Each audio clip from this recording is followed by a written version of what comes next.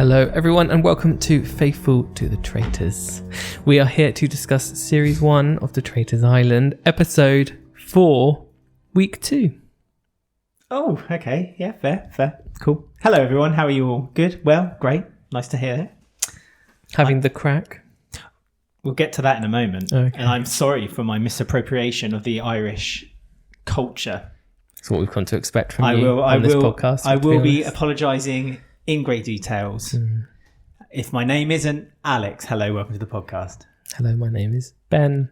If you like the podcast and you want to get in touch with us, you can find us on our link tree, linktr.ee/faithful2. Got all our links on there, including ways of listening or watching us on YouTube. Don't forget to subscribe, ring the bell and comment underneath. Listen to us on Spotify. You can watch us on there as well and comment just like our friend 11101340026 did. We'll get to it in a minute. Like a bot. I don't think it is. No. I love that their picture, on their picture of people when they have don't have a username or they use their first name and they don't have a user picture, they just have their initials, so L if your name Laura or Linda, Alex.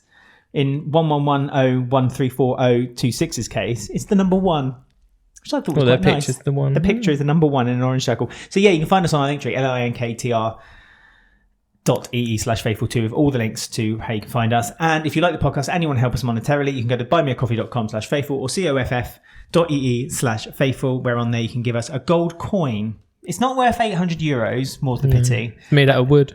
It's made out of wood and it is worth £5 and it helps with the show and we're very, very grateful. So as we aforementioned then, someone on the Spotify feed did get in touch. So on the last episode, I was shouting, having a crack. We're having a crack. Okay, is what I was saying. Okay. Carry on. I've been corrected by 11101340026. Just a tip. Just the tip. Just the tip. Looking at you. Not going to say anything. Just a tip. It's looking at you, Nick. I'm just picking random names at the hat. Surely our fan favourite Ben would be the one. Just the tip, Ben. Just a tip. You'll know that tip's there. God's sake. Just a tip. Yes.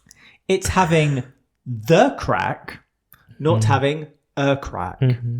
So I apologise. You never watched Dairy Girls? Well, I did. That's the thing. But that's Northern Ireland. So that's a different culture again altogether.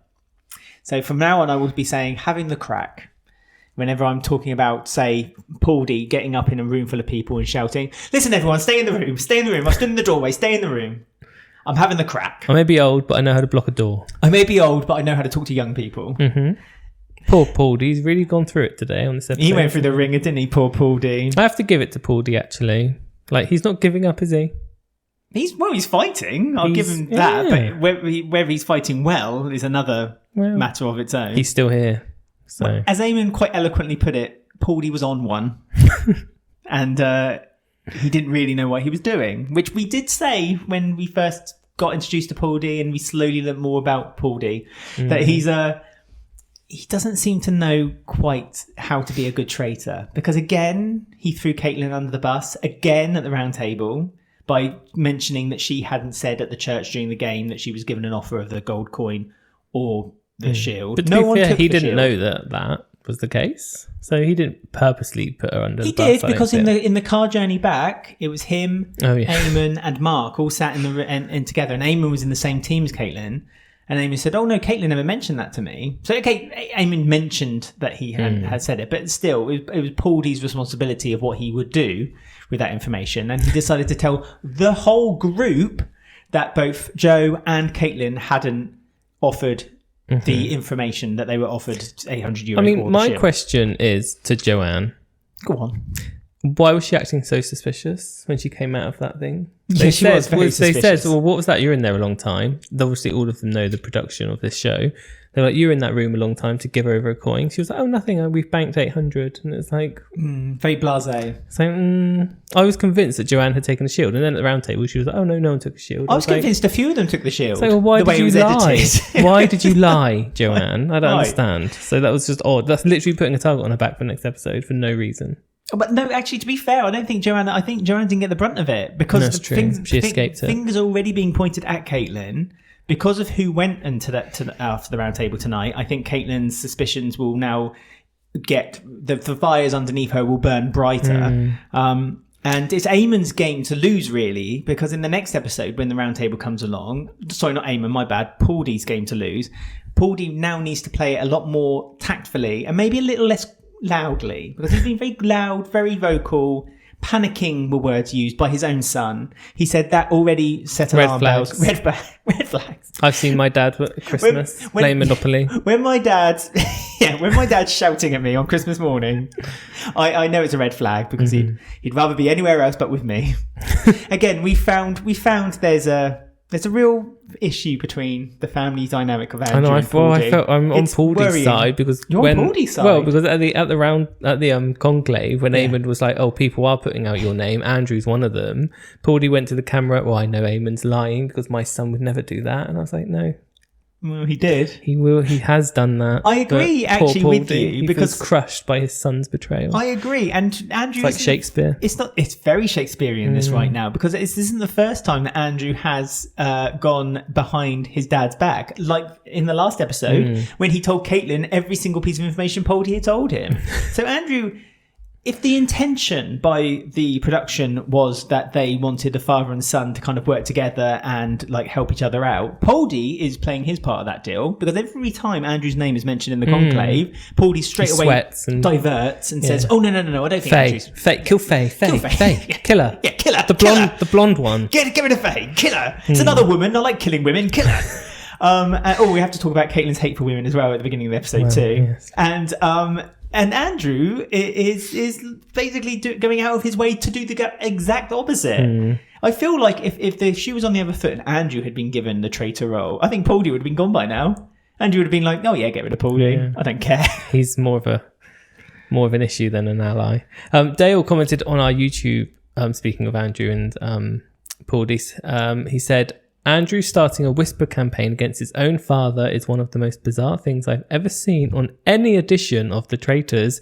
I don't understand the reasoning at all." It's just mad to me because every time there's been a sibling connection, whether it's partners or mother and son or whatever, they've always supported one another and bent over backwards to stop the other one from going out the game. Even when one is a traitor or not. Despite one being a traitor or not. Andrew is going full guns for his own father. I don't understand. There's problems there. I did say last week, being a faithful is thicker than blood. Doesn't quite roll off the tongue. I mean, it doesn't, not as much as you get the point. Thicker than blood is thicker than water. Yeah, but being faithful is thicker than blood. Yes, blood is thicker than water, yes. And faithfulness is thicker than blood. Thickest. My goodness, how is it circulating through their body if it's so thick? It's like concrete. It's the Irish water. Andrew's heart. That's why it's so hardened, because he hasn't got blood inside of him. It's just concrete. It's stone. He needs to see the wizard, the wonderful Wizard of Ireland. So we did say goodbye to someone at breakfast as well. We did. Of course. Caitlin didn't care. Caitlin was like, "Poor woman, upset all day. Got to kill a woman. Got to get rid of her." All she did was cry. Yeah, she might as well go anyway. Said the woman hated She's doing that Caitlin. womanly thing, crying. So get rid of her. So yeah, they murdered Michelle. They didn't murder Mark. They didn't murder Faye. All your favourites are slowly going one by one. You know, the last time I said, I warned everyone. I said, keep an eye out on Linda. Mm-hmm. Well, look what happened to Linda. This is my point. Overnight, for some reason, got banished. Every time you pick a put your support behind someone, they go via a murder or death. Mm-hmm. Mother and son, of course, Niall and Michelle now left. Not biologically, mother and son. They've met in heaven. But within the cave, they did. At the pearly gate, Michelle was walking toward them and Niall was there with his top off for his Instagram fans, waving. When's it never on, is the question. I mean, why would you wear clothes, That's why Niall left so early in the series, because he only bought one t-shirt, because that's all he owns. Mm-hmm. Slowly, bit by bit, as every episode explores, and another piece of clothing just left him. Went, until in the end he was just a pair of pants. So yeah, Michelle gone, crying off into the distance, and Caitlin was laughing, cackling, giggling, having the crack at the death of the crack. That's what I just said. Okay. I get it correct. Just making sure you're correct. I'm politically correct. You must never get the crack wrong. It's a very important tip.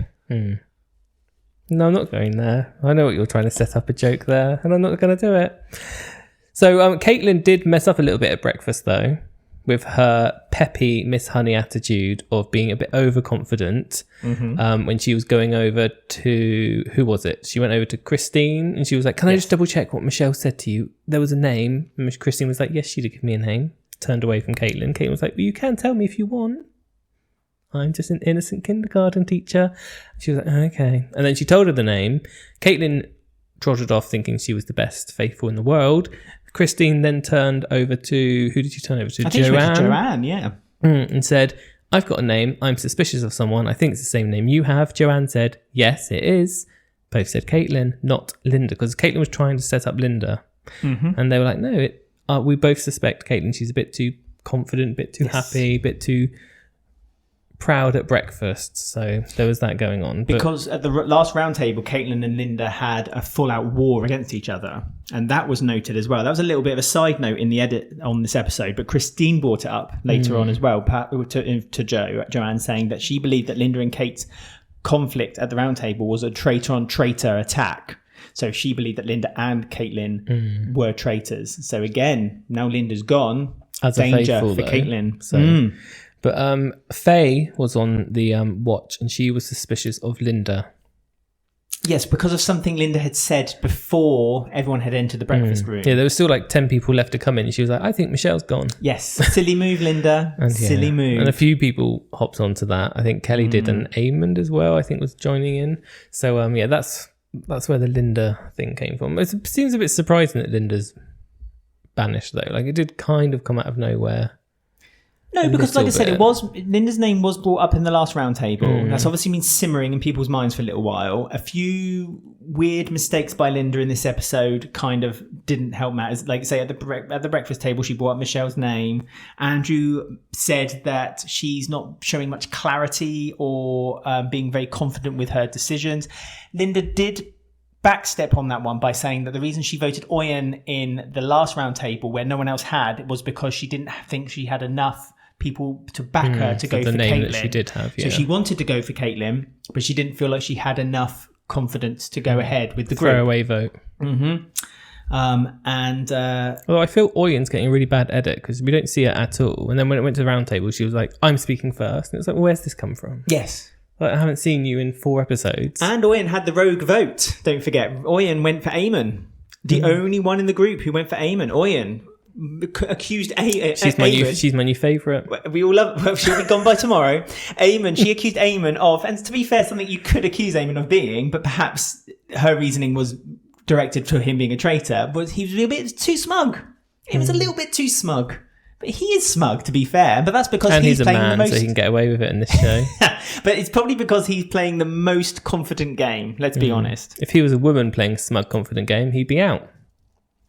But anyway. Yeah, but who are you pointing that toward? Caitlin? The world. Do you think Caitlin's being No, society? not Caitlin. No, do you think Caitlin's being smug? She's Well, at being the a bit round table, overly, she was a bit overly too confident. peppy, wasn't she? Which got Christine and Joanne. The problem is, again, it's so difficult. There's such a fine line between being smug and confident and being like a good game player. Well, that's why I felt a bit sorry for Pauldy, because they were saying, oh, he's quiet. And then when he speaks up, it's like, oh, he's speaking up. And it's like, well, you actually can't win, actually. No. You're either too quiet or you're too speaking up. There's no in between. And if you try to do what they've suggested you to do the day before, they then attack you for that as well. But I don't think it was also fair that I think that everyone's kind of suspicious of Pauldy, so they're looking at anything and everything to kind of point fingers at. You know, but Ben accused him of why he's like constantly trying to distract people away from other people's theories. You know, even if they're not on him. He seems to be distracting people in other directions. Again, we talked this before. There's nothing worse than a bad faithful, but there's nothing easier than catching a bad traitor. And that's what Pauldy's doing. He's literally distracting everyone. He's deliberately trying to distract everyone into just having completely sporadic thoughts. And that included in the Conclave when he was like, oh, I think we should go to Faye because it will dull things down a bit. It's like, dull things down a bit, Pat Pauldy. So you're now wanting to backstep again. He wants a day off like Patrick had. That's what he wants. He's almost bipolar. Like one day he's like bouncing off the ceiling, wanting everyone to like think in different directions. The next minute he's like in the Conclave and he's like, no, I just want a nice quiet life. He's waiting for his rest day on a Sunday. That's what he needs. It's, it's day 4 5 now. Well, He's tired. Talking of rest days, Patrick said he wanted a day off, and Paulie then pointed the finger at him, saying, well, the reason he wanted a day off is because he's a traitor. Yeah. It's like, all right, poor Patrick. Poor Patrick. In the game, I felt sorry for Patrick as well, because they were like they were going through the riddle, and Paulie was like slowly reading out the riddle in the book, and Patrick was like, oh, it's a snake, Paulie. It's a snake. Linda was going up and down talking to every single person, and he was like, oh, for God's sake. Patrick said You're thinking too hard into it. You're overthinking this, Linda. I like Patrick. She's a doctor. She has to think. Well, no, that's what doctors do, isn't it? They have to find the diagnosis by looking at all the different avenues and paths.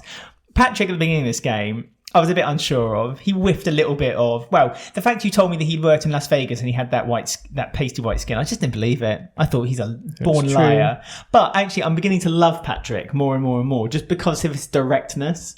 Like, he's not afraid, despite whether he's wrong or right.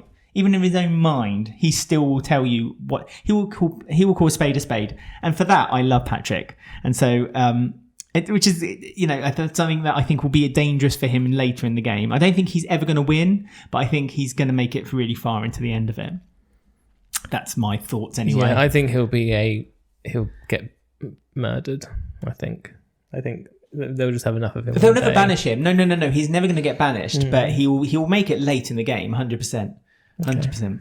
As long as you don't go do the curse on him like I have to every single person so far. One person voted for Patrick. I forget who it was now. Baldy.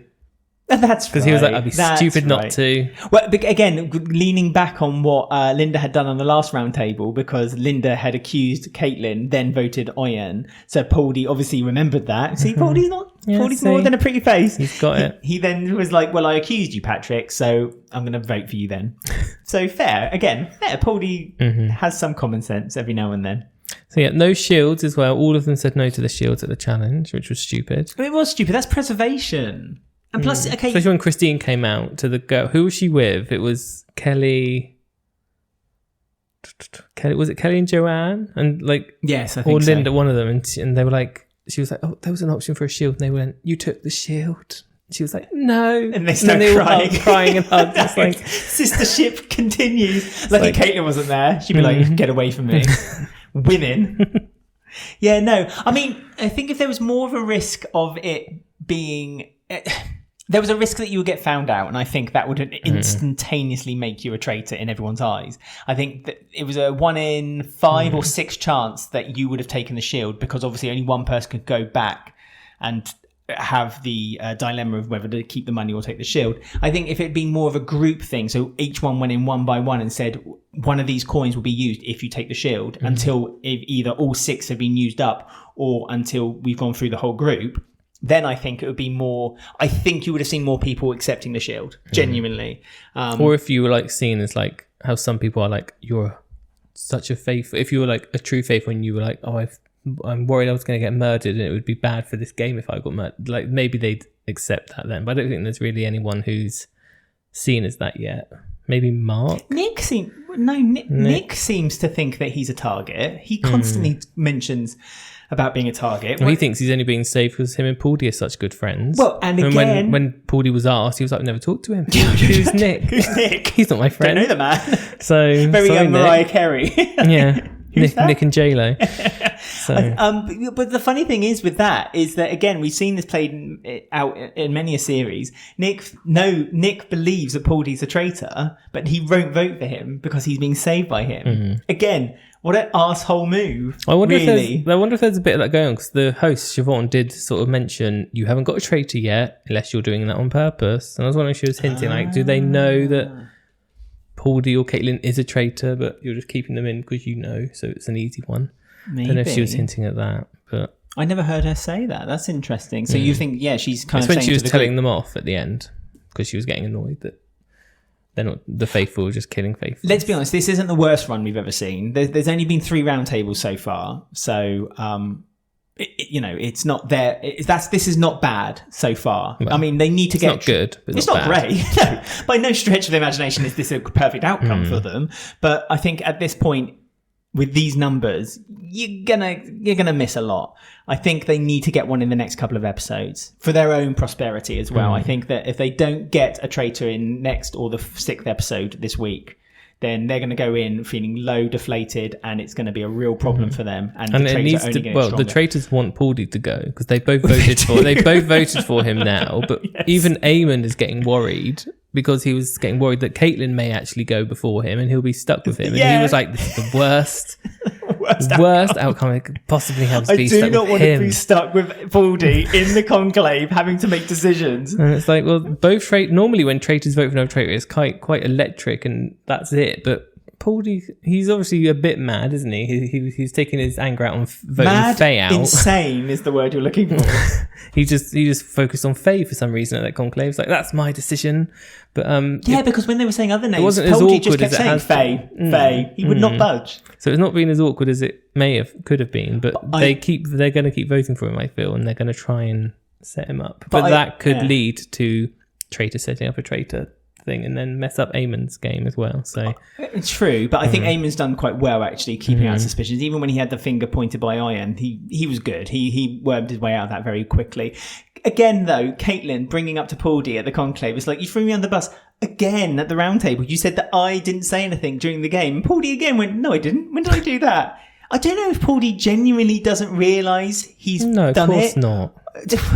Or whether he's just a very good... But I think he thinks he's a very good liar. Because look, Andrew... He's using Andrew's his age as well, because he said to Ben, 39. "Oh, I've got grandchildren same age as you, so I'm such a different age. So Yeah. I'm a bit, please forgive me." So But I just think I'm using as evidence for how Paulie likes to misdirect people, the way that Andrew talks about his father. And the way, like, it feels like Andrew has had a lifetime of listening to his father lie and deceive and not be openly honest with his He's own not having it children. anymore. And Andrew's like, I'm using this platform on RTE where I get half the population of Ireland watching me to tell the world that Paulie was a dad. It's like, oh, poor Paulie, but poor Andrew. I don't know who to support. I don't know who to love. The ratings have been very good for RT, haven't they? Almost 50%, almost half of Ireland are watching it. And on catch up, it's going over like 1.2 million, I believe. Okay, so that person Good who for commented RTE. to us on episode 1 saying, "Why are you covering this when it's only out in Ireland? What's the point?" That's the 1.2 million reasons, my friend. But we don't do it. Can I just say we don't do it for the clicks? We do it for the but fun. We do it because it's out in that country is watching it. So Yes, we do absolutely. it as live for the country. We love you With our guys. multilingual audience we have. We're having the crack, Ben. Yes. We're having the crack. Quite. So Conclave then, obviously Paulie said Faye was his option again. She's up for Faye. murder every episode. She's still there. She's hey, main character energy. Oh, yeah, She has to be exactly. mentioned at least once every episode. Sitting on the top of that barrel has really worked for her. Like Poochie. When he's not in the room, everyone has to say, "Where's Faye?" Very dated reference there. Yep, and I hope you all got it. Andrew's name was brought up, but Paulie kind of shuffled away from that name and just kept mentioning Faye to distract from it. So Eamon and that Caitlin- name went again. Yes, but Eamon and Caitlin are obsessed with getting Andrew out. They are obsessed with getting Andrew out. He's Again, too I faithful. don't know if it's the edit, but I feel like Andrew's playing a blinder of a game, and it's worrying. It's worrying Eamon and Caitlin a lot. So again, if they can successfully get rid of Paulie, that following conclave, I'm guaranteeing Andrew will be out, and then the whole family are gone. There'll just be a footnote in the history of Traitors Ireland. So who else was the option? They brought John up for an option. That was Eamon's pick, wasn't it? John, because, and this was no word of a lie, he does.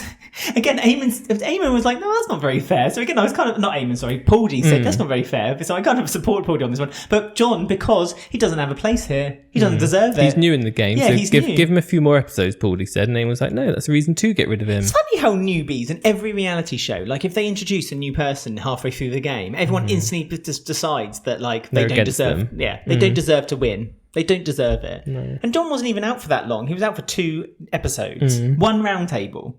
And they voted for him to come back in. It's not like they were told he had to. They picked Yeah. him. Now they want to get rid If you of don't him. want John in it, you should have voted for Gemma. Yeah, poor Beautiful Gemma. She has no friends, and now she still She has no has friends. got friends. Don't be cruel to Gemma on the I'm outside using her world. own words. No, she did. I don't think she meant it in the way you're implying Oh, it. okay. She just wanted more friends. Yes. And they said no. Exactly. They said, go home. She wanted to fill up her phone book. You're not strong enough. And who was the third one? Nick, yes, Yeah. that's it. The estate Because agent. they want to kind of like say nah about his theory about Paulie making him feel safe. So that could make Paulie be stronger if they get rid of Nick. Caitlin was a bit worried about that decision though, because Nick has mentioned her name.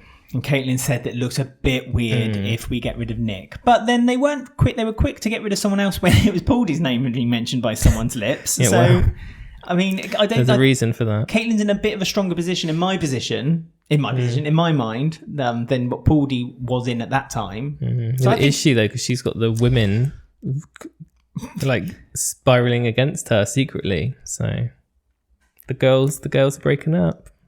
#me too. They can't get rid of another girl. They've got rid of 2 in a row now, so it has to be a man. Well, it's a majority men. I don't think Paulie's going to get his way. Let's be honest. I so don't not think Faye. No, So Paulie's Nick no or way. John? Paulie's no way going to get his way on this. Eamon and Caitlin are going to 100% veto any decisions Paulie makes from this moment forward, as long as he is a traitor. Well, I'm wondering if it's John then, because I feel like Nick has a little bit more. I think it'll be John. More a story set up. I don't know. There's something a bit more for Nick. But they're focusing a lot on Nick, and then more so than they are on John. And I do get it. He's not been in the game from the beginning. He's not really. He's a bit of a. I love John. Don't get me wrong, but he's a bit because he's not been in it. He's throughout. a firefighter. He saves lives. He's a survivor, but he's a little bit beige at the moment. But not because of who he is, because he's not had an opportunity to let his visions come out yet. Although maybe Caitlin should fight to keep him because he gave her the shield, so he obviously trusts her. Well, no, so that's for a good her point. game, she should push for Nick or Faye. Horrible Caitlin. And see, Caitlin just hates everyone, doesn't she? She hates men. She hates women. This man gives her a shield, despite her being a traitor. Putting that to one side, putting a pin on it. He gave her trust, and what does she do? She betrays his trust. Puts his name. I expect this from Paulie toward Andrew, his own son, but I do not expect this from Caitlin. No, not from Caitlin. So who do you think's going then? Nick? John. You think John? John is gone. I think I'm going to go right into the end of the next episode, and I'm going to say that Paulie is out. And then I think Andrew's name will be thrown straight back in again. And without Paulie defending him, Andrew will then be like gone as well. Or they could recruit. I don't know. I think Paulie is going to not be the first traitor out. They won't recruit, to answer what you just said as well. You don't think Paulie? No, I don't think he's going to be the first traitor gone. I think it's going to be a surprise. It won't be Eamon, so I'm presuming you mean Caitlin. I don't presume anything, thank you. It's going to be one of them, but not Paulie first. No, I don't know. I think Paulie's in too deep now. I just feel like he's in too deep. Yeah, but he's so obvious that they'll be like, oh, that can wait a few episodes. But this is what Nick's doing. This is the point. Nick is doing that. Exactly. But Nick's the only one who feels like he's a survivor in part because of Paulie's, the reliance of Paulie being a traitor. No one else feels that way. So I think, I personally believe that the team are more keen to get rid of a traitor rather than to keep an obvious traitor and try to look for another one first. I think they want to go for an obvious one now. It's been too long in their minds, and they've been told off as well. It's taken too long. They want to get an obvious one, and let's be honest, Paulie is an obvious one. He's having the crack. Right. Well, on that note then, that's the end of the episode. Thank you for listening or watching. Don't forget you can find us on YouTube, Spotify, or any of your favorite podcast apps, and don't forget to like, subscribe, ring the bell, and comment underneath the video if you have any thoughts. We will read them out on the show if they are relevant to our ramblings. You can find us on our Linktree, linktr.ee/faithful2. That's I've got also our Instagram and our TikTok, which we are using very, very much. So please do follow us on there and give us a like and a comment on there too. And if you like the podcast and you want to help us monetarily, you can buy us a gold coin, which is coff.ee/faithful or buymeacoffee.com/faithful. It's the same website, just a different domain. But whatever you write there, we'll read out, no matter how heinous it is. Yes, well, within reason. Hate speech will not be read out. No. Right then, so we'll see you again tomorrow to find out who's murdered. Is Faye the main character? She got her plot armor still? That's the question.